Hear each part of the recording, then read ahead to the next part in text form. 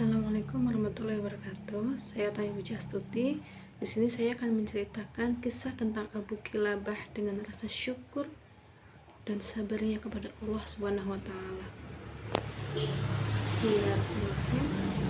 Bagi yang sering mengamati isnad hadis, nama Abu Kilabah adalah asing karena sering disebutkan dalam isnad hadis, terutama karena ia seorang perawi yang meriwayatkan hadis dari sahabat Anas bin Malik. Sahabat ini merupakan salah seorang dari 7 sahabat yang banyak meriwayatkan hadis-hadis Nabi Shallallahu Alaihi Wasallam. Oleh karena itu, nama Abu Kilabah sering disebut secara berulang-ulang seiring diulangnya nama Anas bin Malik. Ibnu Hibban di dalam Al-Thiqat menyebutkan kisah menakjubkan tentangnya yang menunjukkan kekuatan keimanan Abu Kilabah kepada Allah. Beliau bernama Abdullah bin Said al-Jarmi, salah seorang dari para ahli ibadah dan ahli suhud yang berasal dari Al-Basrah. Beliau meriwayatkan hadis dari sahabat Anas bin Malik dan sahabat Malik bin Al-Huwairits radhiyallahu anhu. Beliau wafat di negeri Syam pada tahun 104 Hijriah, yaitu pada masa kekuasaan Yazid bin Abdul Malik. Abdullah bin Muhammad berkata, "Aku keluar menuju tepi pantai untuk memantau kawasan pantai. Tatkala tiba di tepi pantai, tiba-tiba aku telah berada di sebuah dataran lapang di suatu tempat. Di dataran tersebut ada sebuah kemah yang di dalamnya terdapat seorang yang telah buntung kedua tangan dan kedua kakinya. Pendengarannya telah lemah dan matanya telah rabun.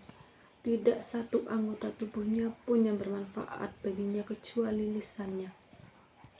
Orang itu berkata, "Ya Allah, tunjukilah aku agar aku bisa memujimu, sehingga aku bisa menunaikan rasa syukurku atas kenikmatan-kenikmatan yang telah Engkau anugerahkan kepadaku. Dan Engkau sungguh telah melebihkan aku di atas kebanyakan makhluk yang telah Engkau ciptakan." Abdullah bin Muhammad berkata, "Demi Allah, aku akan mendatangi orang ini, dan aku akan bertanya kepadanya, bagaimana ia bisa mengucapkan perkataan ini. Apakah ia memahami dan mengetahui yang diucapkannya itu, ataukah ucapannya itu ilham yang diberikan kepadanya?" Aku pun mendatangi lalu mengucapkan salam kepadanya. Aku katakan kepadanya, "Aku mendengar engkau berkata, ya Allah, tunjukilah aku agar aku bisa memujimu, sehingga aku bisa menunaikan rasa syukurku atas kenikmatan-kenikmatan yang telah engkau anugerahkan kepadaku. Dan engkau sungguh telah melebihkan aku di atas kebanyakan makhluk yang telah engkau ciptakan. Nikmat manakah yang telah Allah anugerahkan kepadamu sehingga engkau memuji Allah atas nikmat tersebut? Kelebihan apakah yang telah Allah anugerahkan kepadamu sehingga engkau mensyukurinya?" Orang itu menjawab, "Tidakkah engkau melihat yang telah dilakukan Rabbku kepadaku? Demi Allah, seandainya ia mengirim halilintar kepadaku sehingga membakar tubuhku, atau memerintahkan gunung-gunung untuk menindihku sehingga menghancurkan tubuhku, atau memerintahkan laut untuk menenggelamkanku, atau memerintahkan bumi untuk menelan tubuhku, maka tidak semua itu kecuali semakin membuat aku bersyukur kepadanya, karena ia telah memberikan kenikmatan kepadaku berupa lidahku ini. Namun, wahai hamba Allah, engkau telah mendatangiku, maka aku perlu bantuanmu. Engkau telah melihat keadaanku. Aku tidak mampu untuk membantu diriku sendiri atau mencegah diriku dari gangguan. Aku tidak bisa berbuat apa-apa. Aku memiliki seorang anak yang selalu melayaniku. Saat tiba waktu sholat, ia memubukkanku. Jika aku lapar, ia menyuapiku. Jika aku haus, ia memberi aku minum. Namun sudah 3 hari ini aku kehilangan dirinya. Maka tolonglah engkau mencari kabar tentangnya. Semoga Allah merahmati engkau." Aku berkata, "Demi Allah, tidaklah seseorang berjalan menunaikan keperluan seseorang saudaranya, dan ia memperoleh pahala yang sangat besar di sisi Allah. Lantas, pahalanya lebih besar dari seseorang yang berjalan untuk menunaikan keperluan dan kebutuhan orang yang seperti engkau." Maka aku pun berjalan mencari anak orang tersebut. Hingga tidak jauh dari tempat itu, aku sampai di suatu gundukan pasir. Tiba-tiba aku mendapati anak orang tersebut telah diterkam dan dimakan binatang buas. Aku pun mengucapkan innalillahi wa inna ilaihi raji'un. Aku berkata, bagaimana aku mengabarkan kejadian ini kepada orang tersebut? Tatkala aku telah kembali menuju orang tersebut, maka terlintas di benakku kisah Nabi Ayub alaihissalam. Begitu aku menemui orang tersebut, maka aku pun mengucapkan salam kepadanya, dan dia menjawab salamku dan bertanya, "Bukankah engkau orang yang menemuiku tadi?" Aku menjawab, "Benar." Ia bertanya, "Bagaimana dengan permintaanku kepadamu untuk membantuku?"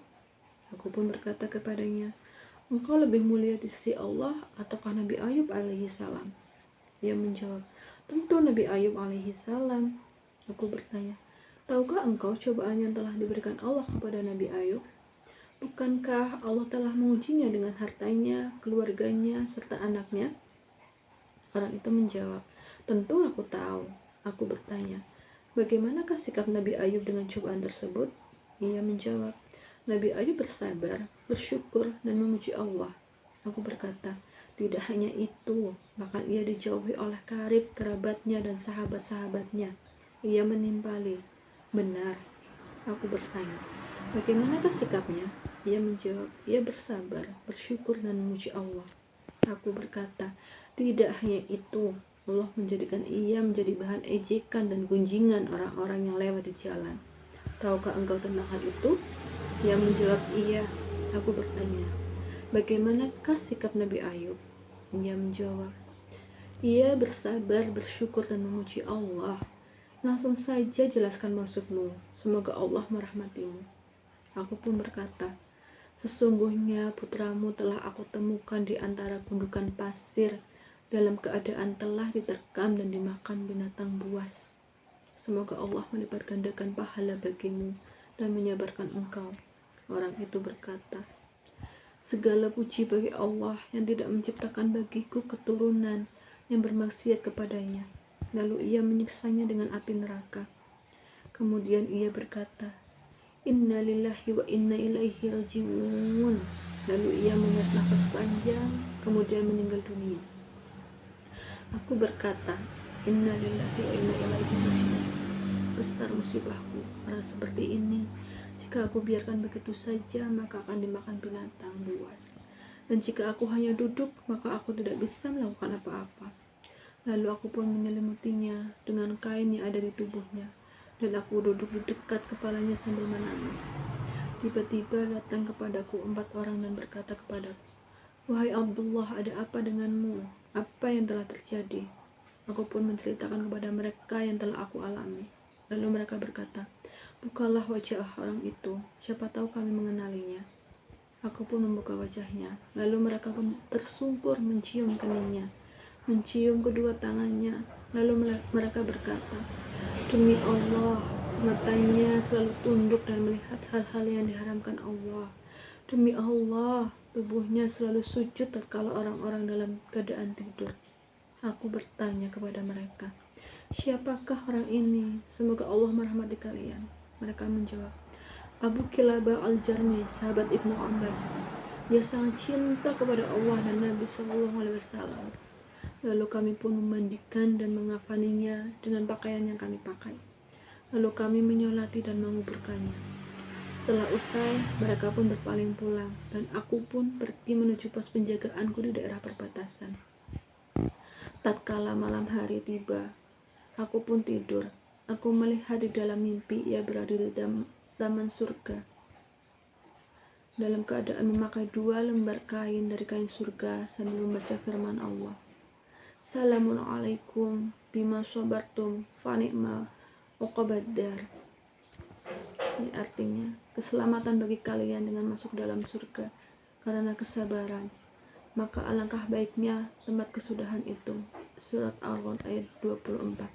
Aku bertanya kepadanya, "Bukankah engkau adalah orang yang aku temui?" Ia menjawab, "Benar."